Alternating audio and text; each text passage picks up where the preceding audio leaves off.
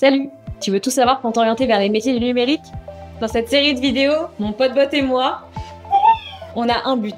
T'accompagner dans les choix que tu vas devoir faire pour le lycée et après pour ta formation dans le supérieur. Pivote ton écran si besoin pour découvrir tout ça au format horizontal. Au programme aujourd'hui, une question que les élèves, les parents et même les profs nous posent souvent. Quelle spécialité privilégier au lycée général pour aller vers le numérique? Petit rappel agenda. Durant ta seconde, on va te demander de choisir 3 enseignements de spécialité que tu suivras en première. Puis durant ta première, tu devras choisir les 2 que tu conserveras en terminale. Si le numérique et l'informatique t'intéressent mais que tu sais pas encore trop ce que tu feras après le bac ou que tu sais déjà que tu feras genre une licence d'info à l'université, une école d'ingé ou une CPGE, l'idéal c'est de prendre pour la première 3 spécialités scientifiques parmi celles-ci. Maths, numérique et sciences informatiques alias NSI, physique-chimie ou sciences de l'ingénieur. Et d'en conserver 2 en terminale, dont les maths. Maths ou pas, justement, tu t'interroges, alors voilà ce qu'on peut te dire. Pour 75% des formations supérieures membres de notre asso, la spécialité mathématique est incontournable en première, et pour 64%, elle le reste en terminale. Concrètement, si ton niveau te le permet, même si tu cartonnes pas, ça peut être un atout. Et si tu les gardes pas en terminale, envisage sérieusement l'option maths complémentaire, même si tu penses à des études et des métiers plus dans l'économie que dans les sciences. Car oui, pour les maths, en plus de l'aspect, t'as aussi 2 options. D'ailleurs, à l'inverse, si t'adores les maths, te prive pas. Prends l'option maths experte, surtout si tu vises des CPGE plutôt sélectives. Malgré le nom, c'est pas nécessairement plus difficile que l'aspect, mais tu verras d'autres notions. On passe à la spécialité NSI?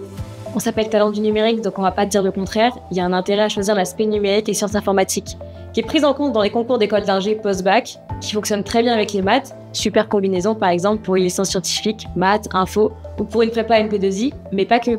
NSI marche aussi avec des SES pour des formations qui associent sciences humaines et informatiques, une licence SMIAGE par exemple, ou un BUT sciences des données.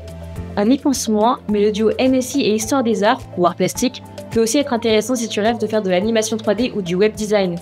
D'ailleurs, c'est une combinaison plutôt futée pour un BUT MMI qui n'a pas officiellement d'exigence en matière de spécialité. De toute façon, les compétences acquises en NSI te serviront, on les utilise un peu dans tous les métiers, quel que soit le secteur.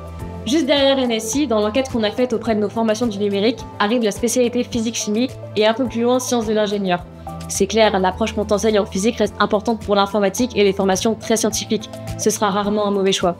Ok, donc les maths et les sciences c'est pratique et ça t'ouvre plein de voies, mais si t'as un parcours un peu différent, tu trouveras ton chemin dans le numérique.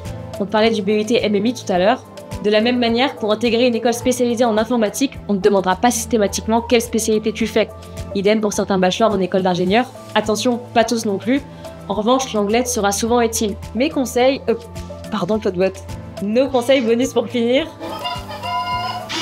Essaie de repérer assez vite dans ta scolarité les établissements de formation post-bac qui t'intéressent. Va sur des salons, des JPO, sur les réseaux et interroge-les pour faire les choix de spécialités les plus adaptés au futur dont tu as envie. Si tu hésites encore entre voie générale, technologique et professionnelle pour le lycée et tes études supérieures, on t'a aussi préparé 3 autres vidéos sur le sujet. Et pour approfondir les recherches, notre site talentdunumérique.com n'attend que toi. Comme tu peux le voir, on t'y a résumé sous forme de tableau les 3 voies vers le numérique, mais aussi les enjeux des choix de spécialité pour t'orienter vers le secteur. Tu peux aussi nous suivre et nous contacter sur les réseaux qui s'affichent à l'écran. Et, en super bonus, reste pour le générique de fin, tu trouveras un lexique des formations évoquées. Allez, à très vite dans le numérique. Bye!